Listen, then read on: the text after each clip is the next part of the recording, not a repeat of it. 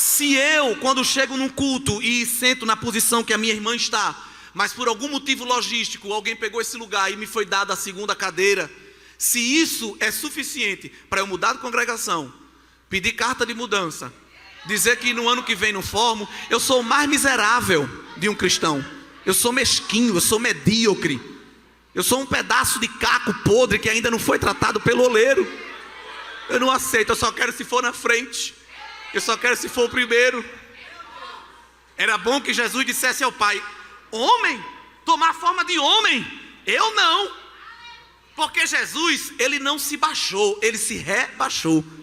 Porque se Jesus tomasse a forma de anjo, ele já estava descendo de nível. Uma espécie, me permita só essa conjectura, de uma série B. Mas como Jesus tomou a forma de homem, foi logo para uma série D, meu filho, de vez. Você que se acha alguma coisa, Paulo bota a gente no lugar da gente aqui em Filipenses 2, quando diz que Jesus se humilhou, tomando a forma de quê? Dessa pessoa que está sentada do seu lado. Adquira o seu Planner 365.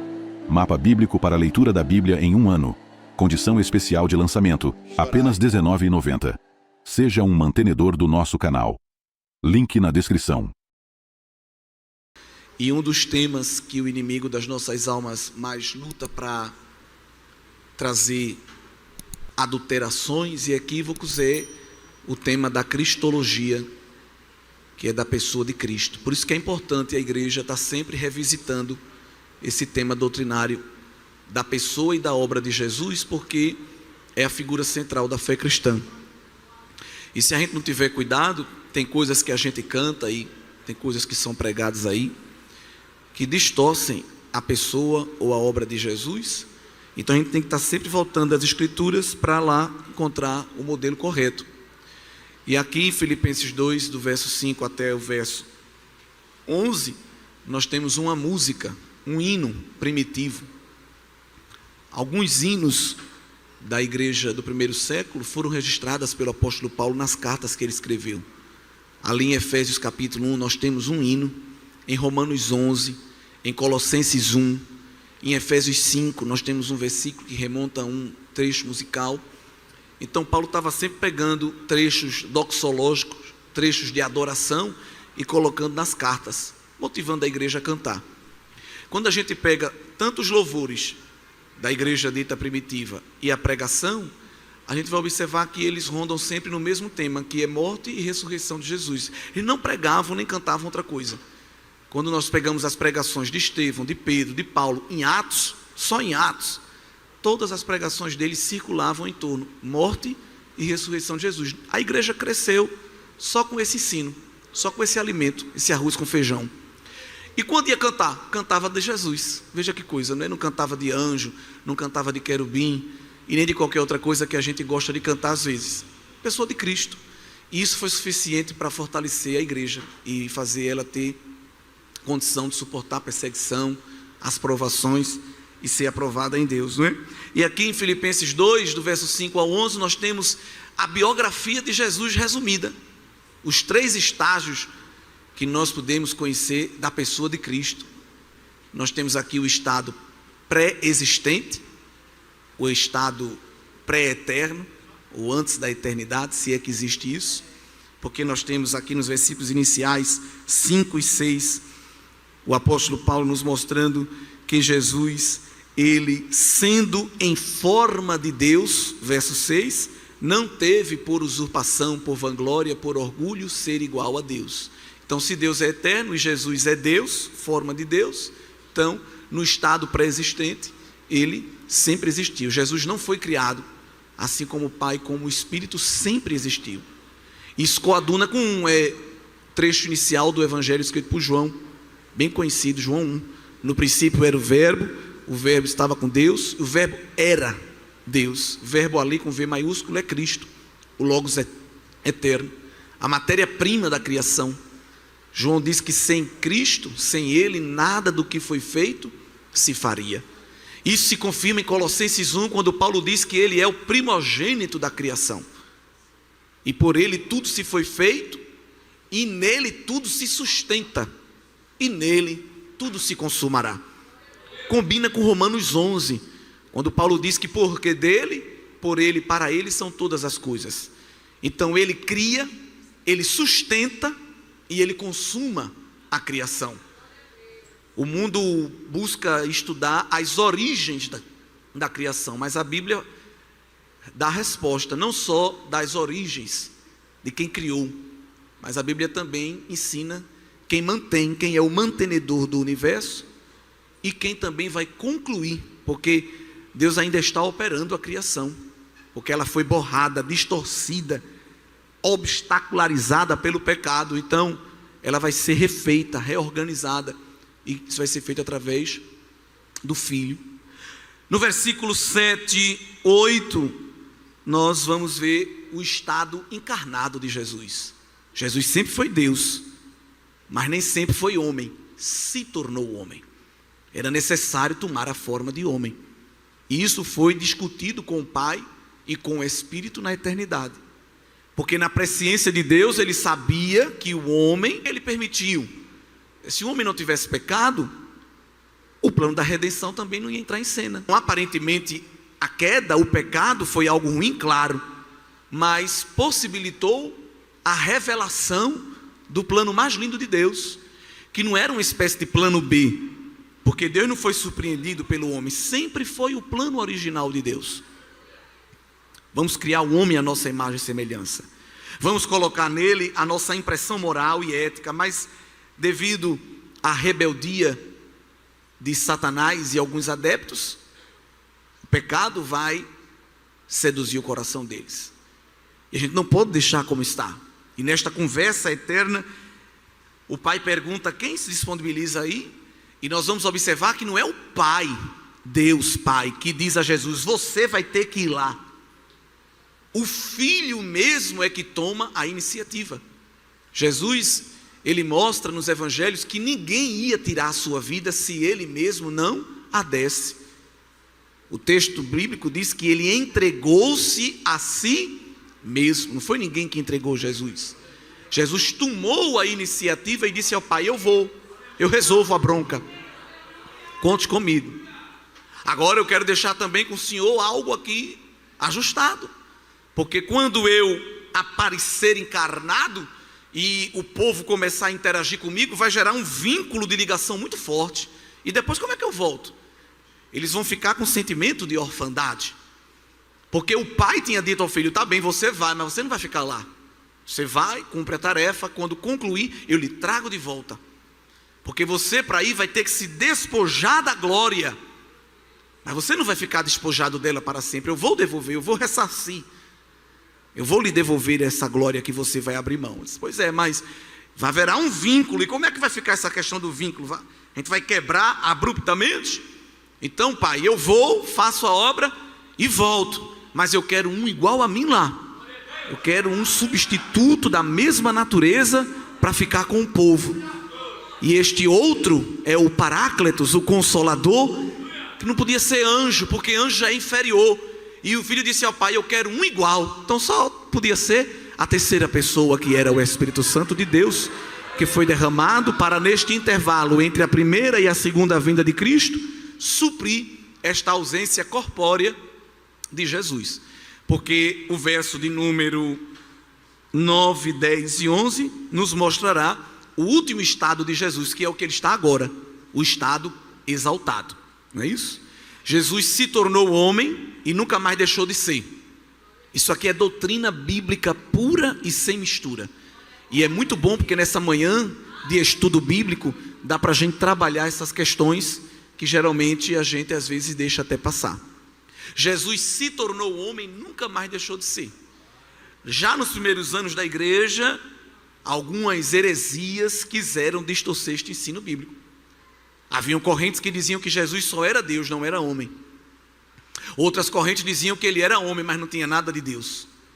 Outras diziam que ele era uma espécie de semideus. Quando ele se tornou homem, ele perdeu um pouco da sua divindade. Jesus não perdeu nada da sua divindade, nada da sua onipotência. Ele perdeu da glória. Porque o verso de número 5, Paulo convida a gente a ter o mesmo sentimento de abnegação e de renúncia que Jesus teve. Porque não é fácil o que Jesus viveu. O verso 6 diz que ele tinha por forma a forma divina. mas ele não teve por vanglória, não teve por orgulho. Há uma tradução que eu gosto que diz que ele não considerou sua existência numa forma igual a Deus como algo a se apegar. Nós nos apegamos a cargos, sejam eclesiásticos ou seculares, nos apegamos a posses, às vezes uma roupa, um sapato. A gente tem dificuldade até às vezes de doar para um irmão mais necessitado. A gente só quer doar quando o sapato já está aberto, quando a roupa está rasgada. A gente diz, vou doar para alguém. Não, se não serve para você, não serve para outra pessoa. Nós somos apegados demais, não é? A títulos, a posições, a honrarias. E ficamos com os nossos queixumes, com as nossas chorumelas pelo canto, quando nós perdemos uma posição, saímos do primeiro banco para o terceiro, saímos da ponta para o meio, como se a vida cristã fosse um jogo de futebol, que se eu estou no banco de reserva, eu fico tristinho com o treinador, porque ele me substituiu, não é? E o reino dos céus, ele promove justamente isso. Uma hora coloca pessoas em destaque, outra hora... Não é o diabo não, é Deus mesmo, coloca alguém escondido. Não é o diabo, Deus ele faz isso. Uma hora ele bota lá em cima, outra hora lhe apraz colocar lá embaixo. Uma hora ele faz o nome de alguém estar falado em todos os lugares. Outra hora ele obriga, naturalmente ele promove um esquecimento geral e a pessoa fica culpando os outros. Me esqueceram, me desvalorizaram. Mas é o próprio pai que faz isso, não é? Ele fez com o filho tomou essa posição, porque é que nós não podemos tomar? Foi ele que colocou João Batista em destaque, mas foi ele que depois tirou João Batista e ele saiu à francesa para colocar Jesus em destaque. Seus coetâneos lhe procuraram dizendo, João, não dá certo isso, tu era o cara, só tu pregava, todo banner só tinha tua foto, agora chegou este aí, Nazareno, e só dá o nome dele. E João disse, eu passei a vida toda dizendo a vocês que eu estava apenas preparando o caminho e que ia vir um maior do que eu. Eu falei o tempo todinho, que dificuldade para vocês entenderem isso. Ele está crescendo, eu quero que ele cresça mais e que eu diminua, porque eu só vim desamarrar a sandália dele. Eu só sou o trator que aplana a estrada para ele vir. Ele é poderoso, ele é maior do que eu. Isso é evangelho. E Jesus estava no ápice, no topo. Não tinha mais para onde ele subir, porque ele estava no topo. O diabo, que era um anjo, estava numa posição intermediária e olhou para o ser de Deus e quis aquilo que Deus tinha. Se rebelou, porque queria para si uma glória que nunca poderia ter. Qual foi a pena dele sumária? Foi expulso do céu. Jesus disse que viu ele cair do céu como um raio. E alguém diz, nossa, mas por que Deus fez isso? Não teve uma segunda chance? Porque os anjos, eles recebem um juízo mais severo do que os homens. Por quê? Porque aos anjos foi otorgado um grau de revelação maior que o nosso. Eles veem o que a gente não vê. Eles ouvem o que a gente não ouve. A gente só tem um grau de revelação limitado. Os seres angelicais estão vendo Deus face a face. Então eles não podem errar, porque eles têm um nível de informação perfeito. Então o diabo tomou a iniciativa, mesmo com toda a revelação que ele tinha à sua disposição. Ele tomou a iniciativa de pecar. Por isso a decisão de Deus foi sumária. Por querer ser igual a Deus, caiu do céu. Já o filho foi ao contrário. Mesmo sendo Deus, quis tomar a forma de criatura. Então nós vamos ver o diabo como criatura querendo ser divino. E nós vamos ver Jesus sendo divino, querendo ser criatura. E aí Jesus não cai do céu, Jesus desce do céu. Porque cair é um ato involuntário. Descer é um ato voluntário. Uma coisa é cair da escada, outra coisa é descer a escada. O diabo caiu porque queria ser Deus. Jesus desceu porque queria ser homem. Tudo isso por amor. Então, se eu chego num culto e o pastor disse que é para eu ficar à vontade, os irmãos sabem, Deus me usa mais de uma maneira doutrinária, tá bem? Eu sei que depois vai ter o pipoco e outros momentos, mas eu queria esmiuçar essa vacina de Deus aqui nesta manhã. Depois vocês marcham e fazem outras coisas, mas vamos comer assim só essa papinha amassada que é importante. Se eu, quando chego num culto e sento na posição que a minha irmã está, mas por algum motivo logístico, alguém pegou esse lugar e me foi dada a segunda cadeira, se isso é suficiente para eu mudar de congregação, pedir carta de mudança, dizer que no ano que vem não formo, eu sou o mais miserável de um cristão. Eu sou mesquinho, eu sou medíocre. Eu sou um pedaço de caco podre que ainda não foi tratado pelo oleiro. Eu não aceito, eu só quero se for na frente. Eu só quero se for o primeiro. Era bom que Jesus dissesse ao Pai: homem, tomar a forma de homem. Eu não. Porque Jesus, ele não se baixou, ele se rebaixou. Porque se Jesus tomasse a forma de anjo, ele já estava descendo de nível. Uma espécie, me permita só essa conjectura, de uma série B. Mas como Jesus tomou a forma de homem, foi logo para uma série D, meu filho, de vez. Você que se acha alguma coisa, Paulo bota a gente no lugar da gente aqui em Filipenses 2, quando diz que Jesus se humilhou tomando a forma de quê? Dessa pessoa que está sentada do seu lado. Foi uma humilhação para Jesus tomar a forma dessa pessoa que está aí do seu lado. Ah, mas você não sabe a marca do perfume que eu uso. Você não sabe a marca do solado do meu sapato. Você não sabe a marca da base que eu passo na minha unha. Tudo pó. Tudo pó. Ele sabe a nossa estrutura. Ele sabe que nós somos pó. Nada mais. É porque ele juntou esse pó com a água da vida, botou o sopro do Espírito, colocou dentro um tesouro, aí tá desse jeitinho bonitinho aí. Mas se ele tirar a água da vida, se ele tirar o fôlego e tirar o tesouro, meu filho, pode botar a marca de bolsa, pode botar a marca de chinelo, pode botar gel no cabelo, pode botar o que for. É um zumbi. Serve para nada. Serve para nada. Mas quando ele coloca o invólucro do Espírito e derrama dentro um pouco da graça, pode estar até de havaiana, o cabelo pode não estar com o melhor creme, mas quando alguém olha diz: tem um negócio assim que eu não estou sabendo explicar. Você tem Olha o mundo falando, boas energias, boa vibração. A outra puxa de um lado, amassa daqui, passa o reboco e não brilha. Mas quem tem o tesouro dentro do barro, glória ao nome de Jesus, se destaca. Se destaca. Seu evangelho. Louvado seja Deus. Jesus, verso 7, aniquilou-se a si mesmo, tomando a forma de servo. Se ele dissesse que Jesus tomou forma de servo, já estava bom. Mas ele disse que Jesus, na forma de servo, se fez igual a homem. Porque os anjos também são servos. Mas Jesus se rebaixou porque não foi um servo angelical. Foi um servo humano. E para acabar com tudo, se tinha ainda mais um nível para Jesus descer, ele desceu. E esse último nível da humilhação subterrânea de Cristo, digamos assim, está no verso 8. Não bastasse estar na forma de homem, humilhou-se a si mesmo. Não foi o sinédrio judaico, não foi o Império Romano, não foi o diabo. Jesus humilhou-se a si mesmo, tomando o caminho de uma morte de cruz. E a lei mosaica, em Deuteronômio, ensina que quem morresse em cruz era maldito. Então Jesus tomou para si a maldição. É importante salientar que Jesus tinha que vir cumprir o sacrifício por nossas vidas, satisfazendo a ira de Deus. O modo que Jesus ia morrer, tirando a questão espiritual, poderia ser qualquer um, desde que ele morresse numa questão isenta da esfera espiritual. Se fosse para satisfazer a ira de Deus apenas, Jesus poderia morrer de qualquer maneira, entregar o seu corpo, derramar o seu sangue.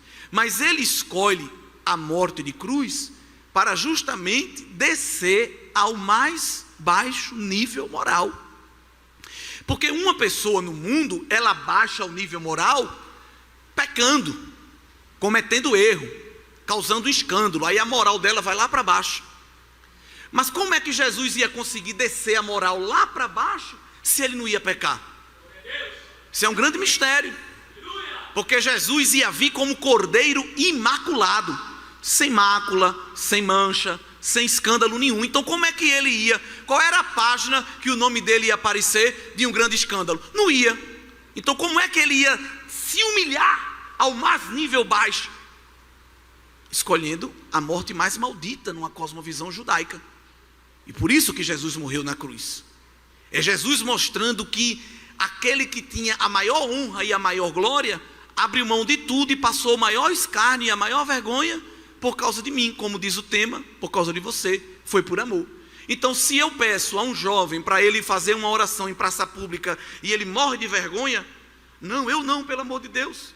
Se dentro da classe um professor lhe faz uma pergunta sobre a sua fé e ele, se pudesse formar um casco de tartaruga e se esconder, meu Deus, não posso falar nada, o que vão pensar de mim? Se nessas oportunidades que tenho para expressar o meu amor a Cristo, eu me envergonho, bom seria que quando Cristo teve a oportunidade de expressar o seu amor por nós, ele também se envergonhasse ao Pai.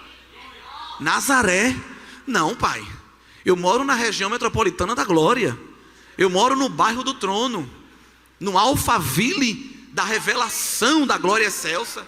Morar em Nazaré, me dê pelo menos um condomínio na beira da Galileia, por favor, Pai, tenha misericórdia. Qual é a maternidade que eu vou nascer? A minha mãe vai ter direito a um plano de saúde nacional, prêmio, uma acomodação de um quarto individual, numa estrebaria, Pai, numa manjedoura, ouvindo mugidos e balidos? Não.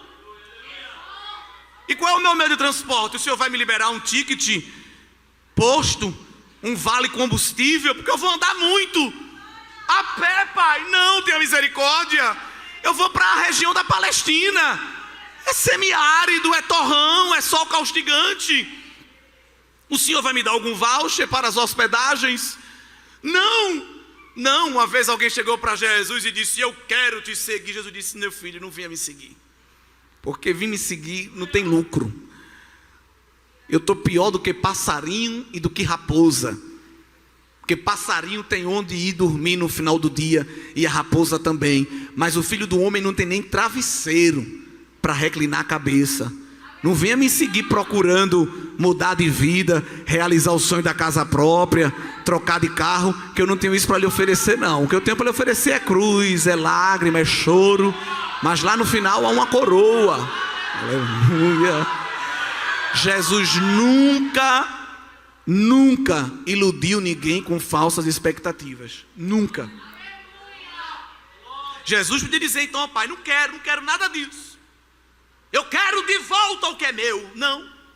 Tudo de Jesus era emprestado. Já observou? A manjedoura foi emprestada, emprestaram a ele aquela estalagem. Quando Jesus foi ministrar a ceia, memorial da igreja, o cenáculo foi emprestado. Para chegar em Jerusalém, o meio de transporte que foi o jumento foi emprestado. Tudo na vida de Jesus era emprestado. Nada era dele. Nem aquela cruz era dele, era minha e sua. E a gente emprestou a ele aquela vergonha. Passou todo tipo de vergonha por causa de mim e de você. Às vezes estou falando de coisas práticas, porque isso acontece no dia a dia. Se uma chapinha não pegar, por exemplo, já que estamos com um grupo maioritariamente juvenil, não, eu não posso ir hoje para o culto, de jeito nenhum, desse jeito eu não vou. Por causa disso, enche a mão aí de 2 produtos, passa e pronto, e vem-te embora. Não, mas eu não achei o tamanho que combina com aquele cinto que foi especial para o congresso, eu não posso ir sem esse cinto. Pode. O que você não pode é perder as vestes de salvação. As outras vestes você pode perder, pode trocar a cor. Mas Zezinha vai dizer que eu não estou combinando. Você tem que combinar, é a sua alma com a de Cristo. Isso aqui, meu filho. Entendeu? Mas é porque agora tem mídia e a menina passa fotografando. Você tem que preocupar é com a mídia do Espírito Santo, que lhe fotografa toda hora. Eita glória! Quando ninguém vê, Ele está te vendo. É Ele que você tem que agradar, irmão. 3h30 para alinhar um cabelo. E se dobrar o joelho 5 minutos tem cãibra. 2 horas segurando um pente e um secador. Mas se ficar 5 minutos cantando um medley, ai, dá para mim não. Tá morto e não sabe. Imagina se Cristo olhasse para a sua rota e dissesse ao Pai: não, Pai, é muita vergonha, é muito opróbrio, é muito desprezo, quero não. O Senhor vai pelo menos mandar uma irmã vendedora da Natura me abençoar com um kit cosmético para eu cuidar da minha pele? Não.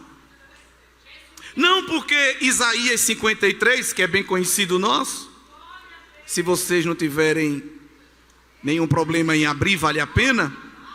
Isaías profetizou sobre o padrão estético de Jesus. Olha, o padrão estético de Jesus foi profetizado por Isaías centenas de anos antes. Se Jesus chegasse num culto aqui, Jesus homem, antes da sua exaltação, ninguém ia correr. Nos dias atuais, ninguém ia correr para tirar uma foto com ele. Nos dias atuais. Se ele chegasse aqui em João Pessoa, Mangabeira, num culto agora, talvez se ele sentasse ao lado de alguém com muita elegância ia se afastar uns centímetros. Se Jesus se transportasse para esse contexto midiático, que supervaloriza os cosméticos, o reboco, como a gente.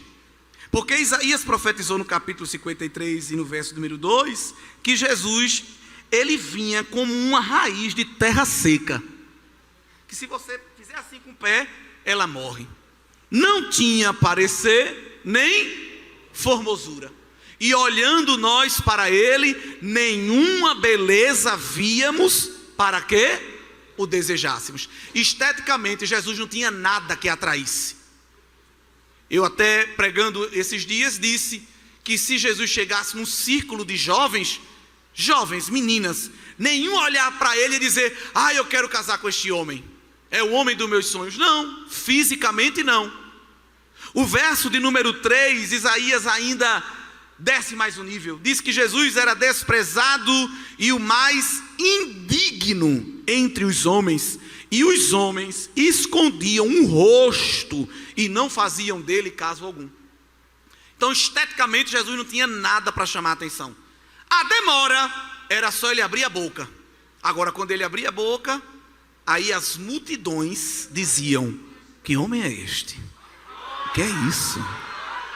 Que palavra boa, a gente quer ficar perto. Eita glória. Em João 6, o Sinédrio mandou uns capangas prender Jesus. Quando chegaram lá, era esse Jesus sem formosura que estava pregando. Não tinha gravata cintilante, não tinha sapato de couro de jacaré, não tinha terno de lantejoula prateada. Mas quando começou a pregar, quem foi prender? Sentou no banco, começou a dar glória, começou a dar aleluia, recebeu a bênção apostólica e tudo, voltou lá para o covil das raposas do Sinédrio, e quando chegou lá, disseram: cadê ele? Você esqueceu de trazer ele. Não, não é isso não, é que o homem prega demais, você precisa ouvir.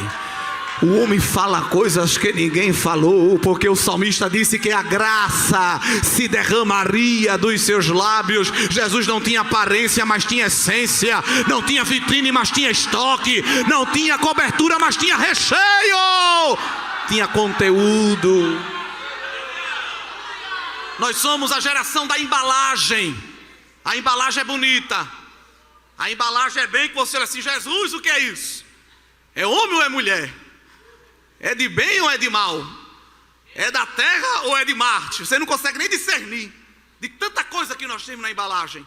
Mas Jesus tinha uma substância, tinha um conteúdo, tinha um produto a oferecer, que ele era tão simples na sua aparência, que quando Judas combinou de entregá-lo aos algozes romanos, teve que combinar um código.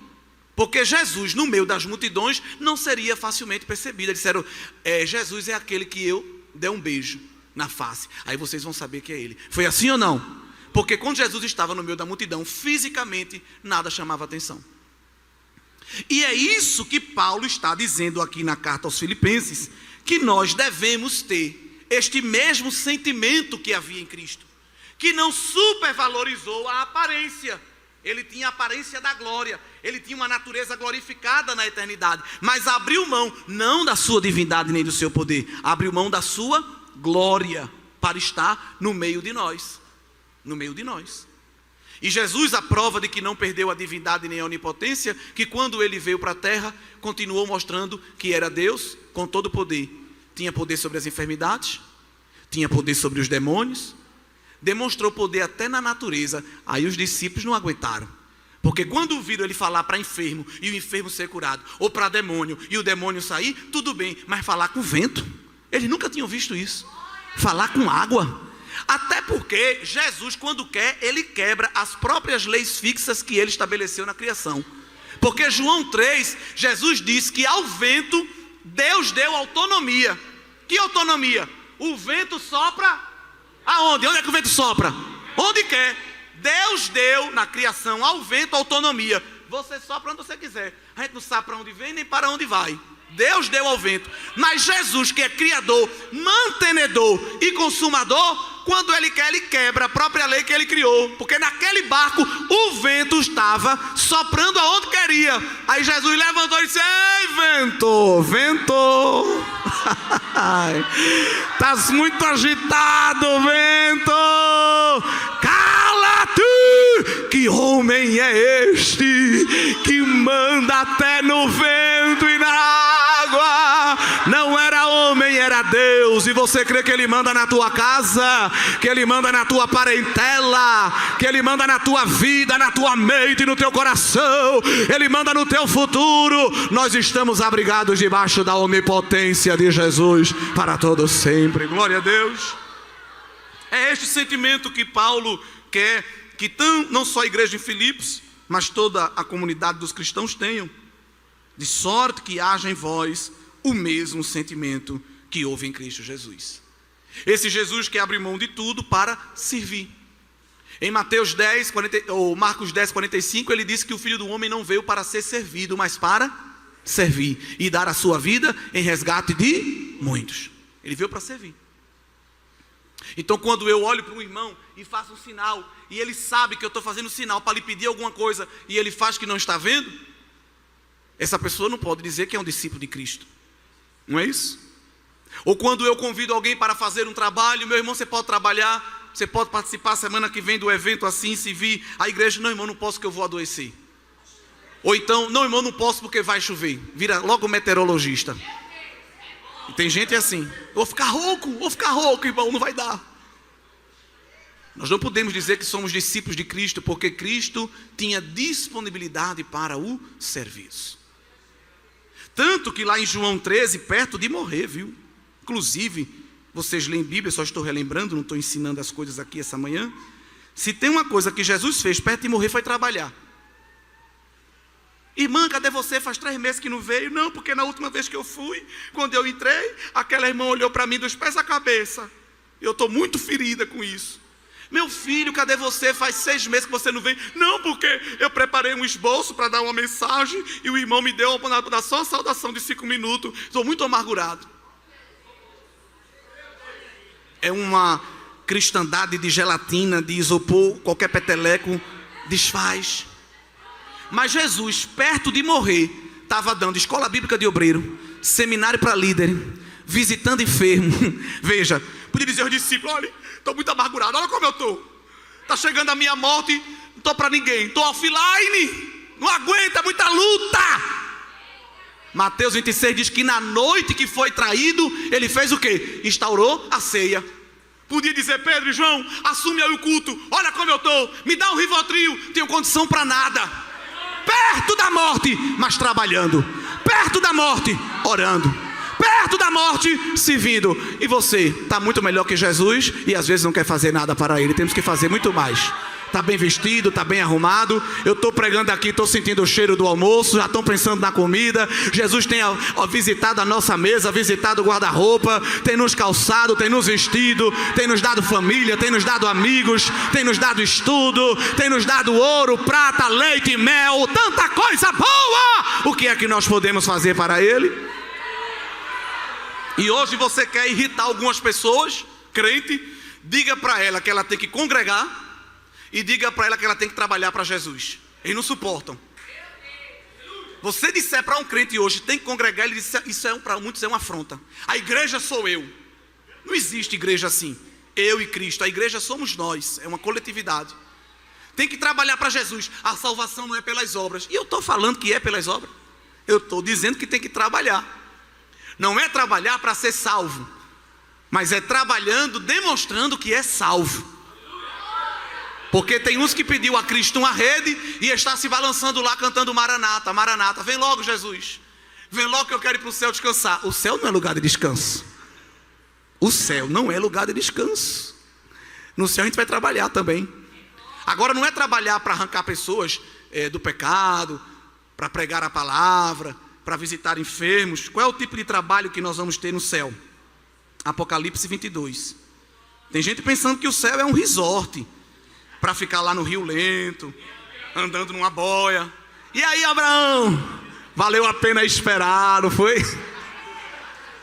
Não, se você quiser isso, vá lá para Coqueirinho e Jacumãs, para que você tenha Porto e Galinhas. Mas o céu é lugar de trabalho.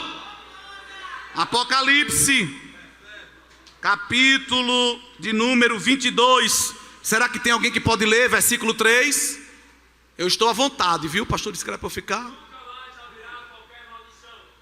Nela estará o trono de Deus e do Cordeiro. Os seus servos o servirão. Obrigado, amado. Essa palavra aqui, os seus servos servirão, no original não significa uma ação pontual, não. É uma ação contínua para a eternidade. A gente hoje tem que fazer um congresso 2 dias, 3, porque se fizer 5, o pessoal faz rodízio. Eu vou no primeiro, tu vai no segundo, tu me rende lá, porque eu só vou ter força para ir no 3º dia.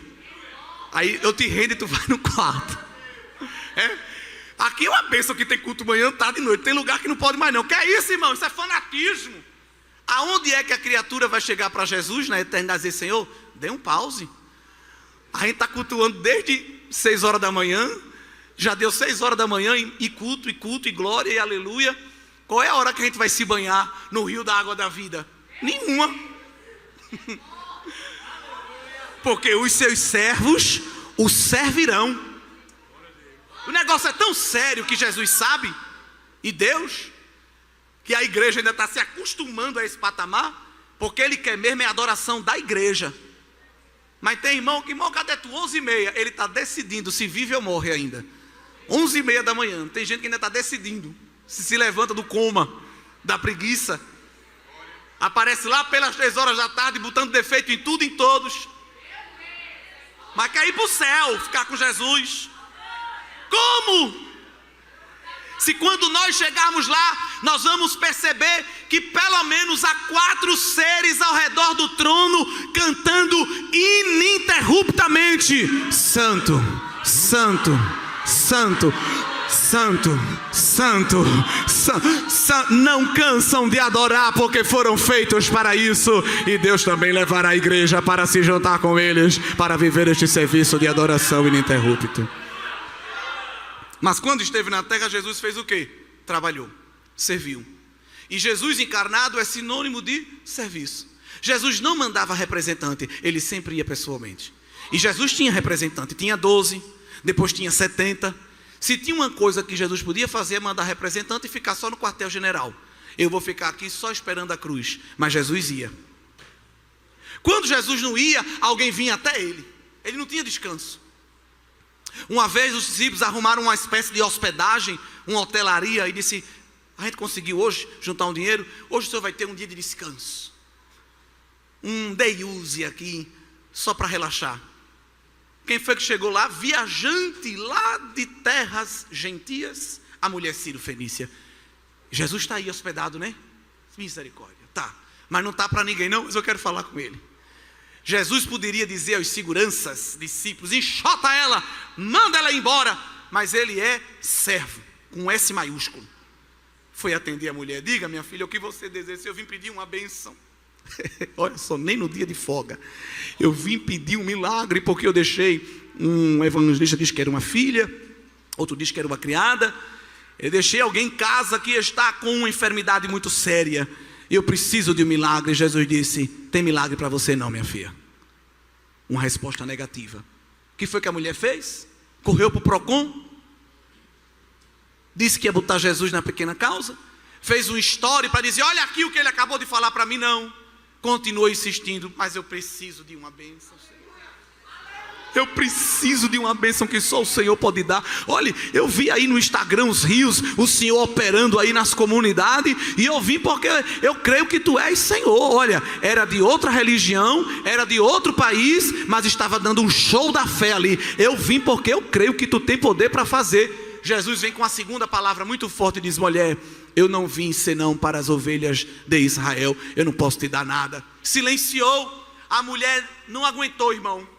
Se fosse outro, botava o dedo na cara, dava uma bofetada, empurrava. Você não presta para nada. A mulher pediu, Jesus disse não. Pediu, Jesus disse não. O evangelista diz que ela vai e se prostra, se rende no chão. Tem gente que só se prostra se receber a bênção. Ela antes da bênção já estava adorando. Senhor, tem misericórdia, me dá uma bênção. Aí Jesus, com aquela terceira petição, ao invés de afrouxar, arrocha ainda mais o nó e diz: mulher, eu não posso pegar pão da mesa e dar para cachorro. Isso era um contexto teológico. Mas se fosse hoje: cachorro é você, não sei o que mais lá. Mas a mulher entrou na metáfora de Jesus e disse: eu sei o meu lugar. Eu sei que eu sou cão, porque eu sou de outra nação e de outra fé. Mas o Senhor está se esquecendo que até do que cai da mesa o cachorro come. Eu preciso de uma bênção. Eu preciso de uma bênção. Para os discípulos, Jesus disse: homens de pequena fé. Para os discípulos, Jesus disse: homens que não têm fé. Mas para a mulher pagã, Jesus disse: mulher, grande é a tua fé. Vai, leva a bênção, leva. Faça-se feito conforme a tua vontade. Sempre trabalhando. Perto de morrer, lá em João 13, nós vamos ter um dos episódios mais lindos de trabalho para Cristo, deixar impresso na mente dos discípulos e da igreja. Lá em João 13, nós sabemos que antes da refeição, eles tinham, os judeus, um ritual de purificação. E Jesus vai levantar-se da ceia e vai fazer agora este ato de purificação, que geralmente era feito anteriormente, mas aqui ele queria deixar uma lição. E é dito que as mesas, os irmãos sabem, quem sentava na ponta eram os mais afastados e no meio eram os mais próximos. E quem estava na ponta deveria tomar essa iniciativa de fazer o trabalho. Ninguém tomou iniciativa, ficou um olhando para a cara do outro. Até que Jesus vai, cinge-se com a toalha, pega a bandeja e vai lavar os pés justamente de quem? Quem é que ele escolhe para ser o primeiro? Pedro, João 13. E quando alguém não quer fazer, quando vê outra pessoa que tem uma certa posição iniciar, aí quer dar uma de humilde, como Pedro fez. Não precisa o senhor não, me dê, deixa que eu lavo. Se era para você fazer, porque não tinha iniciado, não é? Não quer fazer, mas quando vê quem não era para fazer, aí diz: não, eu estou aqui para lhe servir, eu estou aqui para carregar a sua mala, estou aqui para lamber a sola do seu pé. Não, se é servo, disponível, não espera ninguém pedir para fazer. Você quer ver quem é servo mesmo? É fazer sem ser solicitado. Porque tem gente que só faz quando é solicitado para ganhar as honrarias, os créditos. Muito obrigado porque você fez. Fique de pé, queremos agradecer. Olhem todos aí a pessoa que fez. Jesus trabalha ao contrário com os seus servos. Ele quer gente trabalhando muito para ele sem ser visto, sem ser anunciado. Eu sei que essa é a nossa cultura, né? Estamos aqui orando. Olha, acabei de fazer um jejum. Estou aqui expulsando esse demônio. É a nossa cultura hoje. Mas a cultura do reino é diferente da cultura da terra. A cultura do reino continua dizendo que uma mão não deve saber o que a outra deu. E Jesus toma a iniciativa para ensinar os discípulos que quem serve a Jesus tem que ter posição de servo. Quanto mais degraus hierárquicos eclesiásticos subir, deve continuar como servo. Aí Pedro não quis iniciar. Quando Jesus vai fazer com ele o roteiro, ele diz: não, pai, não precisa, eu faço contigo. Jesus diz: não, se você não deixar eu lhe lavar, você não tem parte comigo. E Pedro, sempre exagerado, disse: então me lava logo, joga essa bacia na minha cabeça, me dá um banho completo. Não, também não precisa disso tudo não, viu? Porque Jesus não está atrás dessas declarações de amor exageradas e sensacionalistas. Jesus não está atrás de teatro. Não, eu só vou lavar mesmo o pé, tá bom demais. Só para você saber que o homem que me segue precisa continuamente estar purificado, perto de morrer e servindo, perto de morrer e trabalhando. Então a vida de Jesus foi uma constante entrega em favor dos outros. Aquele que estava acostumado a estar no trono, recebendo toda a adoração e recebendo todo o louvor. Agora, quando Jesus cumpre a tarefa completamente, quando ele sabe que o plano eterno que ele tinha com o Pai já estava concluído, lá em João 17, ele faz uma oração, que é uma oração chamada de sacerdotal e muito ousada. Eu creio que só Jesus podia fazer esta oração. Não sei se tem alguém aqui que tem. Aqui tem muita gente boa, crente, homens e mulheres de Deus, mas eu não sei se tem alguém aqui essa manhã. Se tiver, pode até dizer: não, irmão, eu posso me encaixar aqui. Se tem condição de fazer esta oração que Jesus fez. Em João 17, verso 4, ele diz ao Pai: eu glorifiquei-te na terra, tendo concluído a obra que me deste a fazer. Agora, glorifica-me tu, ó Pai, junto de ti mesmo, com aquela glória que tinha contigo, antes que o mundo existisse. Jesus está dizendo ao Pai: eu fiz o que eu combinei com o Senhor que eu faria. Agora eu quero que o Senhor faça a sua parte. É por isso que eu estou perguntando se tem alguém aqui essa manhã que tem condição de fazer essa oração para Deus. Eu quero de volta o que é meu. A gente gosta de cantar isso, né? Restitui! Será que tem algum irmão de oração, algum obreiro? Eu já quero dizer aos irmãos que eu mesmo não tenho condição. Se tem algum jovem, algum músico, algum cantor aqui que diz: não, eu posso ficar em pé e dizer ao Pai: o que era para eu fazer para ti, está feito, me dê minha parte. Não tem ninguém nessa multidão, nessa linda multidão, não tem. Mas Paulo quer que a gente desenvolva o mesmo sentimento de Cristo, que é o sentimento de quê? De tarefa completa. Tem um na terra que chegou a esse nível. Paulo, quando estava perto de morrer, não ficou correndo às pressas para tentar fazer o que não tinha feito, não. Escreveu uma carta dizendo: a minha carreira está completa. Eu guardei a minha fé. Eu cumpri o meu ministério. E agora eu estou como um copo prestes a ser derramado como oferta de oblação. Eu estou prestes a ser derramado como oferta líquida. A minha vida, Timóteo, está só uma gotinha, olha. Eu já vou embora. Mas o que era para eu ter feito, eu já fiz. E só estou esperando, ele pôde dizer isso, a coroa que me está reservada. Não só para mim, mas para todos aqueles que amam a vinda do Senhor. Então Paulo chegou nesse nível de Jesus, de ainda em vida dizer: completei o que Deus confiou para mim fazer. A maioria de nós ainda está tentando completar. Existe um grupo que ainda está tentando descobrir o que é que Deus quer que ele faça. Porque se você for para as redes sociais, nessas caixinhas de pergunta, o que mais tem é: irmão, qual é o meu chamado? Mas como é que eu vou saber qual é o seu? Por que que a gente não sabe o nosso chamado? Porque a gente não está perto de quem chama. Se a gente ficar perto de quem chama direitinho e não deixa dúvida. O problema é que a gente não está perto dele na palavra, não está perto dele na oração. Aí fica procurando os gurus da internet. Qual é o meu chamado? O que é que Deus quer para mim? Procura uma vigília, procura uma consagração, um ciclo de oração. Bota a tua face no pó e fica lá, derramando tuas lágrimas. Deus, eu quero saber o que tu queres de mim. O que é que tu queres que eu faça? Eu não quero ser mais um no meio da multidão.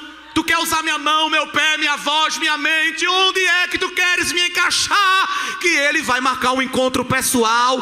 Ele não vai mandar recado, ele vai pessoalmente. Porque quando ele chama, ele vai pessoalmente.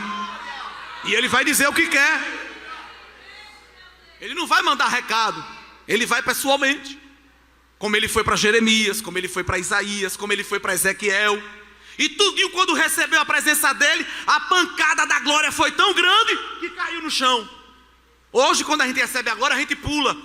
Dizem, né, que quando recebe a glória, é muita glória, pula. Mas na Bíblia, todo mundo que recebeu uma pancada da glória, pá! Porque o que é que significa glória no hebraico? Peso. Peso. E a própria gravidade bota o peso para onde? A força peso vai para onde? Os físicos sabem. Para baixo. Então quem é cheio da glória está mais embaixo do que em cima. Aprenda isso. Está humilde. Pai do Senhor, meu irmão. Pai do Senhor não, deixa eu ver se você é digno de receber.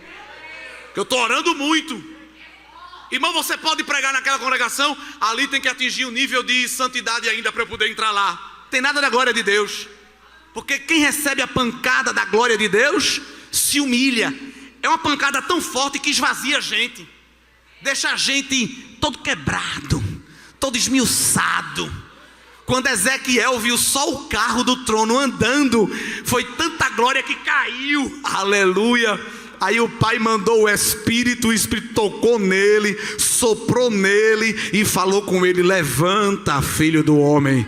Eu quero falar contigo. Fica caído não, você não viu nada ainda. Isso só foi o trailer. As temporadas vão começar. Tem muitos episódios da minha glória. Tu vai ver ainda o carro da glória de Deus andando por cima de Israel. Tu vai receber revelação apocalíptica. É tanta glória que tu parece que vai explodir. Vai nada. Jeová está só untando a forma. A glória ainda vai descer tanto azeite na tua cabeça.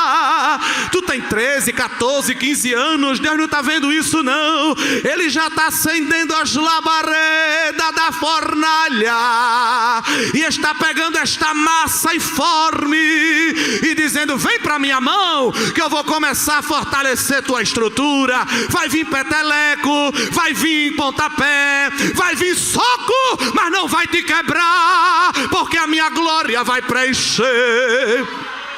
A minha glória vai capacitar as tuas fragilidades. Deus está nesta manhã renovando a estrutura. Está pegando adolescente e dando estrutura de ancião. Você sabia que Deus faz isso? Está pegando jovem e dando estrutura de homem velho. E o diabo está vendo o teu rosto ainda tenro, mas dentro de ti está um espírito forjado na palavra, na presença do El Shaddai. Vai vir prova, vai vir tentação, vai vir feitiçaria, disse-me disse, palavra de maldição, mas Jeová está dizendo: está blindada, está blindado, está forjado com a minha graça, está preenchido com a minha autoridade. Tome a sua proteína, tome o seu suco, coma a sua batata doce, mas sobretudo receba a vitamina da palavra, que te dará força contra a carne, contra o mundo e contra o diabo, para você poder cumprir o chamado de Deus na sua vida integralmente. Integralmente. Qual é o nível de serviço que estamos prestando para o Cordeiro de Deus? Qual o nível de comprometimento que nós estamos tendo com o Cordeiro de Deus? Aquele que se comprometeu completamente com a nossa vida. E por se comprometer, e por se dedicar, e por entregar a sua vida completamente em serviço, o Pai, de fato, deu a ele o que havia combinado na eternidade. Por isso que o terceiro estágio aqui de Filipenses 2, Paulo diz que após cumprir o seu sacrifício, no verso 9, Deus o exaltou soberanamente. Se Jesus se rebaixou ao mais último nível, o Pai lhe exaltou ao nível mais alto. A palavra exaltou soberanamente acontece só aqui no Novo Testamento. Na Bíblia toda, não ocorre essa expressão com mais ninguém, só com Jesus. Que significa, lhe exaltou ao ponto máximo, que é o ponto de Deus. E nós vamos observar isso muito bem explicado, porque ao nome de Jesus se dará autoridade sobre todo o nome, para que línguas confessem e para que joelhos se dobrem. E isso não é historinha, isso é Bíblia. Quando a gente pega os evangelhos e Apocalipse, a gente vê como isso está muito bem encaixado. Nos evangelhos, nós estamos vendo Jesus humilhado, Em Apocalipse, Jesus exaltado. Nos evangelhos, o Jesus encarnado revela todo o cumprimento da humilhação. Em Apocalipse, o Jesus exaltado revela todo o cumprimento da glorificação. Nos evangelhos, Jesus é o cordeiro que foi morto. Em Apocalipse, ele é o cordeiro que reviveu. Nos evangelhos, nós vamos ver Jesus montado no jumentinho na entrada triunfal. Em Apocalipse, veremos Jesus montado num cavalo branco no seu retorno glorioso. Nos evangelhos, nós vamos ver Jesus recebendo uma coroa de espinhos que lhe fez sangrar. Em Apocalipse, na redenção final, Jesus tem uma coroa com muitas pedras e diademas preciosos. Nos evangelhos, Jesus está dizendo que tem sede e estão lhe dando vinagre. Em Apocalipse, Jesus está convidando quem tem sede para beber da água da vida que ele dá. Nos evangelhos, nós vamos ver uma plaquinha satirizando Jesus, chamando ele de rei dos judeus. Em Apocalipse, na sua coxa está escrito que ele não só é rei dos judeus, é rei dos reis e senhor dos senhores. Lá nos evangelhos, Lucas 19 vai mostrar que nos olhos de Jesus tinha lágrimas. Em Apocalipse 21 é nos dito que ele, dos olhos de todos nós, enxugará toda lágrima. Lá nos evangelhos, nós vamos ver Jesus passando fome. Mas em Apocalipse, nós veremos Jesus dando aos salvos de comer dos frutos maravilhosos da árvore da vida. Nós vamos ver Jesus lá nos evangelhos levando chicotadas. Mas em Apocalipse ele está com um cinto de ouro fino. Lá em evangelho, nós vamos ver Jesus tendo as suas túnicas rasgadas. Em Apocalipse, nós vamos ver Jesus com vestes talares, de linho precioso, veste de rei. Louvado seja o nome do Senhor. Em evangelho, o rosto dele está desfigurado, cheio de hematoma. Os pés dele e as mãos estão perfurados pelos cravos. Em Apocalipse, a mão dele tem 7 estrelas. O pé não tem podóloga que faça aquilo. É como latão e como bronze reluzente e polido. Louvado seja o nome do Senhor. Lá nos evangelhos é o cordeiro servo. Em Apocalipse é o cordeiro rei. Lá nos evangelhos é o cordeiro súdito diante do Pai. Lá no Apocalipse é o cordeiro Senhor que está descendo para consumar o plano da redenção. Lá nos evangelhos é perfurado com uma lança. No Apocalipse ele vem com vara de ferro para reger as nações. Lá no evangelho nós vamos ver Jesus sendo julgado injustamente pelos homens. No Apocalipse nós encontraremos Jesus descendo para julgar justamente todos os homens. Então, queridos irmãos, é esse Cristo que está em nosso meio, operando na vida da igreja. Jesus, como corpo glorificado, subiu ao céu, e o corpo dele está guardado lá, mas não é guardado numa tumba. Pedro disse que Jesus subiu ao céu e está guardado com o Pai, até que desça sobre nós tempos de refrigério. Então Jesus não está numa tumba, ele está sentado no trono do lado do Pai, cheio de autoridade, porque o Pai devolveu a ele toda a glória e reafirmou a ele toda a autoridade sobre todas as coisas. E de vez em quando Jesus demonstra essa autoridade, respondendo às orações da igreja. Porque tem um mistério com Jesus, que ele faz o oposto dos outros, como rei e como sumo sacerdote. Como rei, um monarca, ele sempre fica sentado. Quando ele quer expedir uma decisão, ele só estende o cetro. Um rei não fica em pé, ele sempre sentado fica dando as suas decisões. O Salmo 110, o pai profetiza para o filho: disse o Senhor ao meu Senhor, assenta-te à minha direita, até que eu tenha posto os teus inimigos por escabelo dos teus pés. Banquinho para descansar o pé. Deus vai fazer os inimigos de Jesus como banquinho para ele apoiar o pé.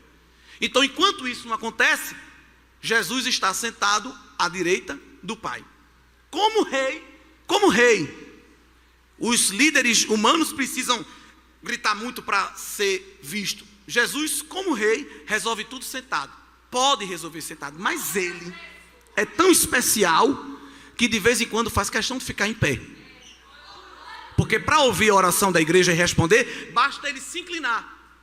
O texto poético diz que ao se inclinar ele ouve. Mas ele diz que por causa da opressão do pobre, do gemido do necessitado, eu me levantarei agora, diz o Senhor. Se levanta, e se levanta. Quando Estevão, primeiro mártir, em Atos 7, estava posto a ser apedrejado pelo sinédrio e morrer, o que foi que Jesus fez? João 7, ou Atos 7, diz que Estevão viu o céu aberto, viu o Pai sentado no trono e viu o Filho aonde? Onde foi que o Filho estava? Em pé, à direita do Pai. Jesus fez questão de ficar em pé. Ele podia mandar anjo, mas ele fez questão para recepcionar o primeiro herói da igreja, o primeiro mártir. Vem, Estevão, vem, tu tá vindo para ficar comigo, de pé. Paulo, Jesus chamou para vir vê-lo, porque Paulo, de maneira, se fosse hoje, Paulo ia gravar live, ia tirar selfie para mostrar a todo mundo, pela questão midiática. Mas Paulo foi ao terceiro céu e não disse nem que era ele, disse que era um outro homem. Mas todos nós concordamos que era ele mesmo. Então, para Paulo, Jesus disse: vem cá, dá uma olhada, só o trailer do que está te esperando. Para João, foi melhor ainda, porque Paulo, Jesus disse: venha cá.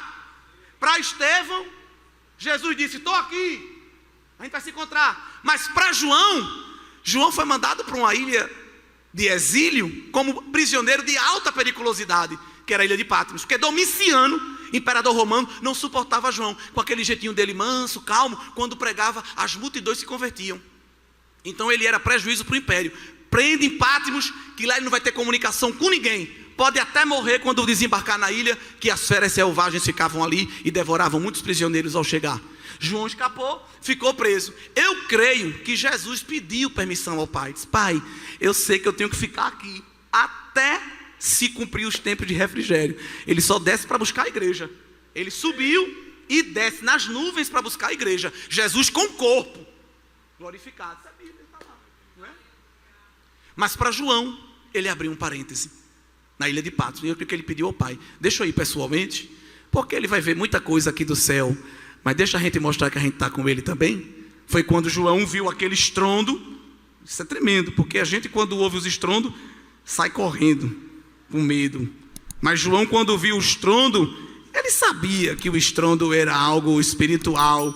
E lá em Apocalipse capítulo 1, versículo a partir do número 12, ele se virou e viu no meio dos castiçais um semelhante ao Filho do Homem, vestido até os pés de uma veste comprida, cingido pelo peito com cinto de ouro, a cabeça e os cabelos brancos como a lã, os olhos como chama de fogo, os pés semelhante a latão reluzente, como se tivesse saído da fornalha, a voz como o som de muitas águas, na mão 7 estrelas, na boca espada aguda, rosto como o sol. Quando viu, caiu prostrado. Jesus disse: tenha medo não, fique em pé, eu vim lhe visitar. Eu não preciso mostrar RG, nem passar no raio-x, nem dar gorjeta para a gente. Eu vim lhe visitar. Levanta, porque a revelação vai começar a descer. Escreve o que tu vai ver e sela, porque são palavras verdadeiras e fiéis. Louvado seja Deus. Então Jesus glorificado abriu essa exceção para ser visto por João na ilha de Patmos. E como rei, ele quebra essa exceção. É para ele estar sentado como rei, mas ele fica em pé. Agora, como sumo sacerdote, é o contrário, é para ficar em pé. Porque o sacerdote, diz o autor aos Hebreus, usando o ofício levítico, nunca se sentava, fazia o trabalho sempre em pé, porque o trabalho nunca estava concluído. Então o sacerdote levita trabalhava, quando terminava o seu turno, outro já chegava para lhe render, porque não podia ter pausa.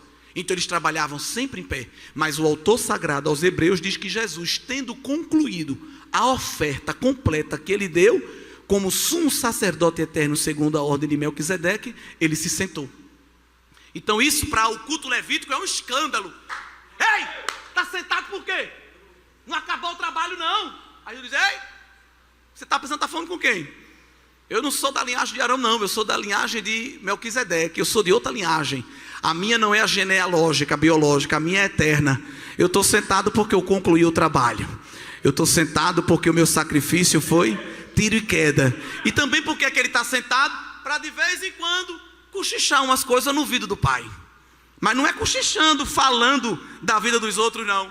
É cochichando como um intercessor. Esse é tremendo. Aleluia. Porque o Pai sabe de tudo, assim como o Filho. Mas às vezes quando nós estamos com as nossas lutas, as nossas dores, as nossas guerras, é o Filho que cochicha do lado do Pai. Vamos ter misericórdia dele, Pai. Vamos ter misericórdia dela, glória. Tu crê que o Filho cochicha e dialoga com o Pai acerca de ti, algumas intimidades? Eita Deus. Tem gente que cochicha da gente, né, por aqui, por ali, mas o Filho conta segredos ao Pai, aleluia, acerca da gente, glória a Deus. Não te preocupa quando tu vê duas pessoas na esquina falando de tu, não. O Filho e o Pai está falando de você agora, aleluia. E o Espírito não quer ficar de fora, aí entra nesta relação com gemidos inexprimíveis e diz ao Pai: eu também quero entrar, aleluia, nesse manto de mistério. Olha, eu vim agora de lá da igreja, a tua filha está lá, Senhor, te adorando, o teu filho está lá te exalçando, e eu trouxe aqui os gemidos da adoração. Aí os anjos veem isso e diz: vão ficar de fora também não. Pega as taças de ouro que está no trono, glória. Não é tapaué não. Não é caixa paque do correio, não. É taça de ouro. Pega esse recipiente santo e vamos lá em Mangabeira. Vamos colher lágrima de crente. Glória, abre a tua mão. Está descendo resposta. Deus está aumentando o nível de intimidade aqui na tua vida. Tu crê? Ele está aumentando a comunhão espiritual e está abrindo a tela do céu e está dizendo: oração vai subir e resposta vai descer. Clamor vai subir e estrondo de glória vai descer. Aonde tem um coração quebrantado, aonde tem uma alma derramada, eu vou vir pessoalmente para fazer uma visita. Assim diz o Senhor Jesus nesta manhã.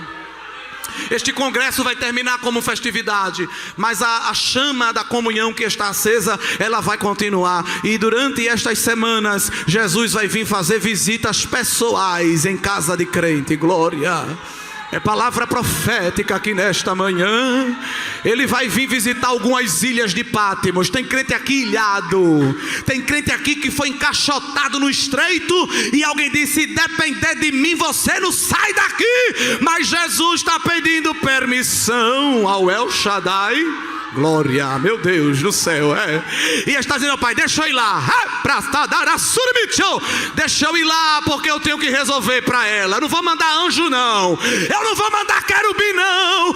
Eu irei. Olha ele vindo sobre os montes. Olha ele saltando sobre as montanhas. Olha ele abrindo o caminho. Olha ele tirando o obstáculo. Ele vai chegar dentro da tua casa sem bater na porta.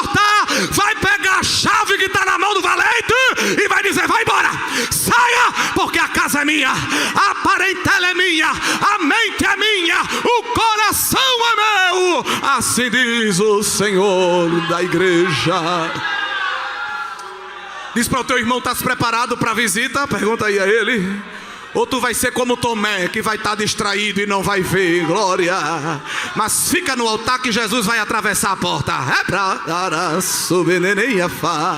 Ele está vindo com providência, ele está vindo com livramento e ele está vindo com bem-estar espiritual. Há uma opressão querendo se instalar na tua mente, mas ele é cordeiro que também é leão. E quando ele brada, abala as estruturas do mal e põe o inferno para recorrer. Que Deus nos abençoe. Com esta breve reflexão, relembro à igreja que nós precisamos mais do que nunca estar cantando e pregando que Jesus era Deus, se fez homem, mas foi exaltado sobre todo nome, e já já, com toda esta glória, com toda esta autoridade, ele vai abrir a atmosfera. Glória. Eita Deus. andar sobre a face. Quem luta por título e por cargo, com teu apego tu vai ficar. Mas quem já tem o sentimento de Cristo desapegado, glória a Deus. É um olho na terra e um olho na nuvem. Alguém diz, é doida. Eita glória. Eita, essa menina é toda espiritual. Não, eu sou crente, eu estou agora outra cidadania. Esse irmão parece que é aéreo. Eu não sou aéreo não, meu filho, eu estou em outro nível. Eu sou celestial, é mais alto ainda. A minha vida está na mão do Cordeiro. Ele está tirando do teu coração apego material aqui nesta manhã. Você crê nisso? Tem crente aqui muito apegado a algo material, muito preocupado com a estética, preocupado com o futuro, preocupado com a casa própria, preocupado com esquemas, com modos, com formas. Mas Jesus está esvaziando o nosso ego aqui esta manhã, está deixando a gente bem leve para a gente subir com facilidade. Glória a Deus. Curva a tua cabeça, fecha os teus olhos. Senhor Deus e Pai, a tua palavra foi pregada e não precisa de muita coisa para o Senhor operar. Nós cremos no Jesus ressuscitado. Nós cremos no Jesus glorificado. E se há crentes aqui que nunca tiveram uma experiência com Jesus glorificado, muda isso, Senhor. Marca encontro pessoal com crente nesses dias. Visita quartos, visita salas, visita repartições, desfaz reuniões secretas malignas contra nós, desfaz círculos de fofoca e de maledicência, setas apontadas, arapucas, pratos, ofertas de Jezabel e de Dalila, que está fazendo quase alguém cair. Mas nós te convidamos a bradar com o teu rugido, para levar para longe a ave de rapina, a raposa, a serpente. Senhor, na tua voz os laços são quebrados, na tua voz a sepultura é fechada, na tua voz a sepultura também é aberta.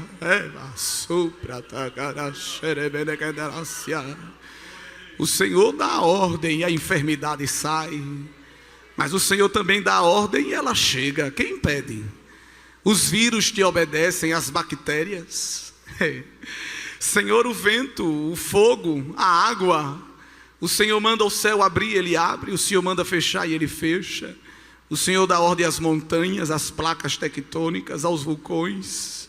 Os governos, os presidentes, os judiciários, os executivos, os legislativos, os militares, os demônios debaixo da terra, em cima da terra, no meio dos ares, os poderes visíveis, os invisíveis, os poderes de dentro e de fora.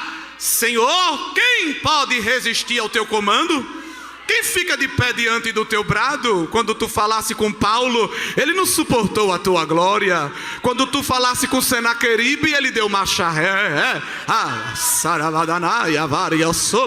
E ele gritava, dizendo para Ezequias: ninguém vai livrar. Quem é o vosso Deus? E tu dissesse: eu vou mostrar a ele quem é. Um anjo, um anjo mostrou o teu poder e o teu senhorio.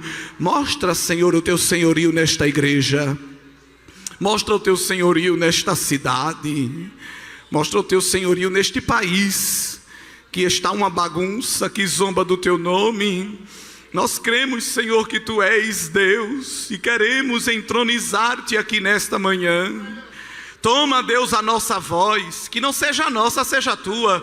Esse espírito de prostituição, Deus, que está querendo tomar este irmão, este espírito de luxúria que está querendo algemá-lo, eu te denuncio e te repreendo agora, Satanás. Tu não vai tomar parte dos órgãos deste moço. Ele é santificado para uma grande obra. Recebe aí libertação. Tu estás vivendo uma opressão muito grande, não estás conseguindo vencer a carne, mas o Senhor está colocando uma brasa de fogo tão grande Eita glória! E está circulando pravagara sobre a dai, elemandio sobre a dergiminitriafá. Está circulando fogo nas tuas veias, nas tuas artérias. Eita, hormônio descontrolado, Jesus está agora afugentando esse desejo desenfreado e está te revestindo de uma espiritualidade sadia, viu? Deus está falando, eu estou falando o que Ele está mandando, glória. Ei, concupiscência, os teus dias estão contados, porque o Cordeiro vem buscar a igreja e nos livrará da sedução do pecado. Espírito de incredulidade que trancou a mente deste moço e desta moça, que lhe impede de se envolver nos mistérios de Deus, o bisturi da palavra está te cortando agora. Laço maligno, a espada da palavra te desbarata e Deus concede liberdade. Deus te dá leveza à tua alma. Recebe, porque Ele tem misericórdia de ti, Ele te abraça nesta tarde. Já é tarde, glória, mas o Senhor não tem relógio, aleluia. Ele está descendo uma brisa sobre a tua cabeça, cabeça quente, estressada, tanto nervosismo, tanta coisa, mas há um rio cujas correntes alegram a cidade de Deus, e esse rio está refrigerando a tua mente. Olha a anestesia de Deus descendo sobre ti, afronta para todo lado, rasteiras querendo te derrubar, mas o Senhor está te escondendo na cidade forte que é Ele. Suba, entre na torre forte, se esconda na torre de vigia. Grande é a guerra, mas eu dou fim à guerra até o fim da terra, e mando alguém ficar quieto para saber que eu sou grande no teu viver. Dentro da tua casa alguém está te afrontando, te jogando de um lado para o outro, te desmerecendo, tirando até o teu direito, mas eu vou chegar lá também, glória. Eu vou fazer uma visita a alguém que está gritando contra a tua fé, e vou calar o grito do afrontador. Assim diz o Senhor Jeová: estou colocando um cântico novo na tua boca, vou te tomar nos meus mistérios dentro da tua casa, aleluia. O diabo quer tomar lá a dianteira, mas eu vou mostrar a ele que o meu espírito é maior. E dentro da tua boca eu coloco os meus mistérios e digo a você: abra a boca e fale, porque sou eu que lhe dou esse mistério. Porque quando você fala, ele sai como uma bola de fogo para queimar as arapucas do inimigo, que são invisíveis, você não vê, mas eu vejo. Quando eu mando você cantar dentro de casa, é porque eu quero quebrar corrente. Alguém quer que tu escute rock, MPB, funk, mas eu habito no meio dos louvores, e quando tu canta eu te tomo naquela guerra, e desfaço as armas dos midianitas. Anda sobre a forga. Será que tu tem coragem? Deus está falando: abre a tua mão e recebe uma arma nova.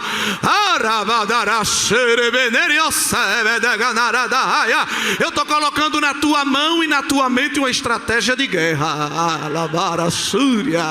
Quando alguém pensar que tu vai calar, eu vou te dar autoridade e vou mandar gritar. Quando alguém pensar que tu vai gritar, eu vou te anestesiar e vou dizer: se cale, porque quem vai falar sou eu. Mas eu estou te dando nesta noite, nesta tarde, uma autoridade sobrenatural. Recebe da minha parte, eu estou te dando, porque eu tenho um nome que é sobre todo nome. Alguém mostra a carteira, o crachá, mas tu vai mostrar é o sangue no umbral da porta, e o reprava súbria vai ter que bater em retirada. O Senhor está descendo aqui muralhas de fogo ao nosso redor, está blindando e escondendo na sua presença, abraçando a alma de quem está aflito e nos dando esperança de que logo em breve Ele voltará para nos levar para perto dEle. Louvado seja o nome do Senhor. Adquira o seu Planner 365, mapa bíblico para a leitura da Bíblia em um ano. Condição especial de lançamento, apenas R$19,90. Seja um mantenedor do nosso canal. Link na descrição.